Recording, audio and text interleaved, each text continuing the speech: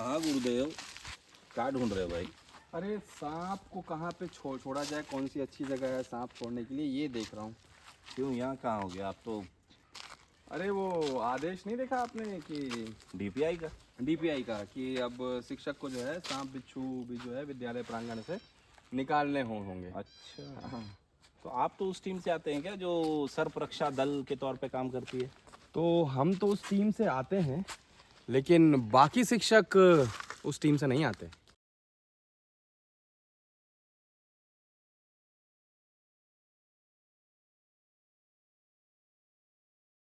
शिक्षा व्यवस्था की खस्ता हालत होने के लिए या शिक्षा व्यवस्था को इस हालत तक पहुंचाने के लिए बहुत सारी पार्टी जो हैं वो जिम्मेदार हैं।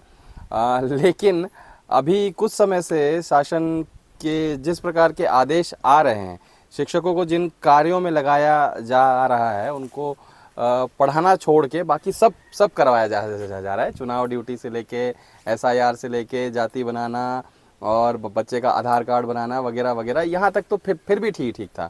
बीच में एक आदेश आया कि शिक्षक जो हैं या कहा जाए प्राचार्य, उस विद्यालय के प्राचार्य जो हैं विद्यालय के आसपास घूमने वाले आवारा कुत्तों को पकड़वाने में सहयोग देंगे, तो प्राचार्य उसमें भी लगे।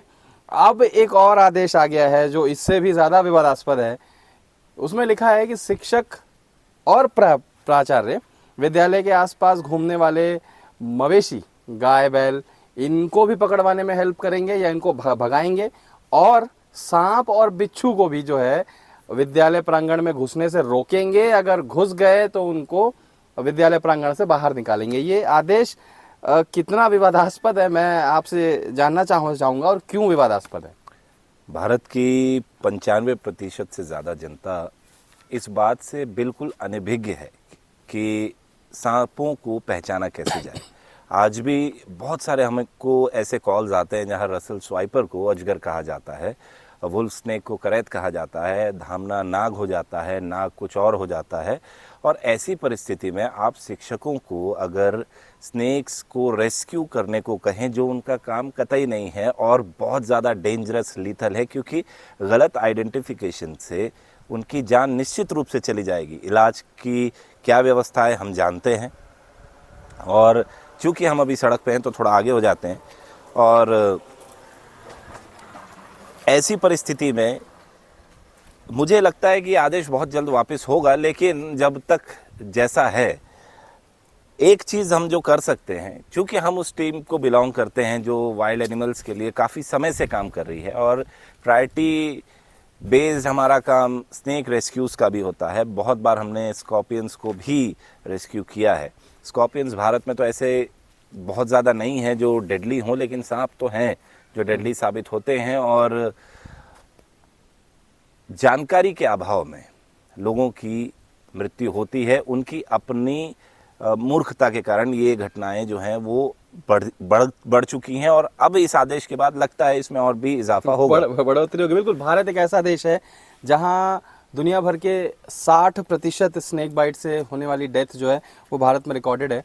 आंकड़ा बहुत बड़ा रहता है हर साल, और इलाज वगैरह की क्या व्यवस्था है ये किसी से छुपा हुआ नहीं है। और जो आदेश आया है ये कहा जा रहा है, उस आदेश को जो बैक किया जा रहा है वो ये किया जा रहा है कि सुप्रीम कोर्ट का जो है आदेश है, मान लिया, ठीक है, सब कुछ है। क्या आपने उन शिक्षकों को ट्रेन किया है स्नेक आइडेंटिफिकेशन पे, या सांपों को निकालने के लिए क्या तकनीक लगाई जाए, क्या ट्रेन किया है? नहीं किया है तो आदेश वापस हो जाए, बहुत अच्छी बात है। जब तक नहीं होता, शासन से हमारी ये अपील है कि आप ऐसे टीम से ज़रूर कांटेक्ट कीजिए, ऐसे टीम्स की सहायता ज़रूर लीजिए जो इस प्रकार के कामों को कर रहे हैं।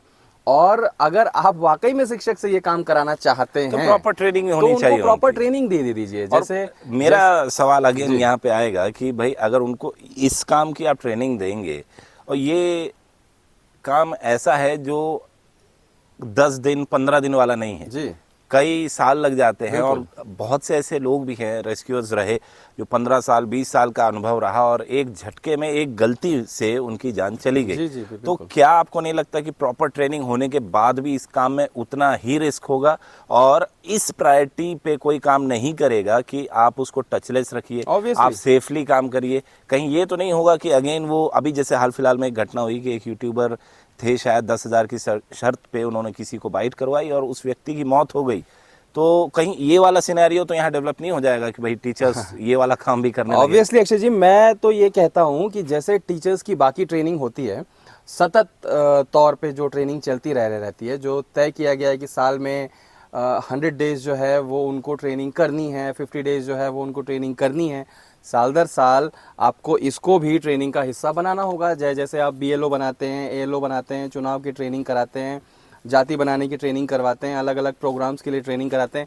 BSO बना दीजिए। अगर आप शिक्षकों को ये भी कराना चाहते हैं, चलिए मान लिया कि आप शिक्षक को सुपरमैन समझते हैं, शिक्षक जो हम होते हैं, शिक्षक सुपरमैन हैं, लेकिन उस सुपरमैन को आप स्किल तो सिखाइए, आप स्किल तो दीजिए उसको, और स्किल भी ऐसी दीजिए। अगर आप इस आदेश पे टिके रहना चाहते हैं, आप इस आदेश को फॉलो करवाना चाहते हैं, तो हमारी तो यही अपील होगी कि इसको आप ट्रेनिंग का हिस्सा बनाएं। सिर्फ ट्रेनिंग ना, ट्रेनिंग का हिस्सा बनाएं, कंटिन्यूअसली इसको चलाएं, कंटिन्यूअसली इसको चलाएं, टीम्स को कांटेक्ट करके प्रॉपर ट्रेनिंग कराएं। और इतना ही नहीं, अंत में ये भी कहना चाहेंगे कि इसके लिए एडिशनल भत्ता भी आपको देना पड़ेगा, होगा। निश्चित रूप से देना पड़ेगा, क्योंकि यहाँ गलती की कोई गुंजाइश है ही नहीं, एक भी गलती की गुंजाइश या तो फिर आप इंश्योरेंस करा दीजिए, आप इंश्योरेंस कराइए।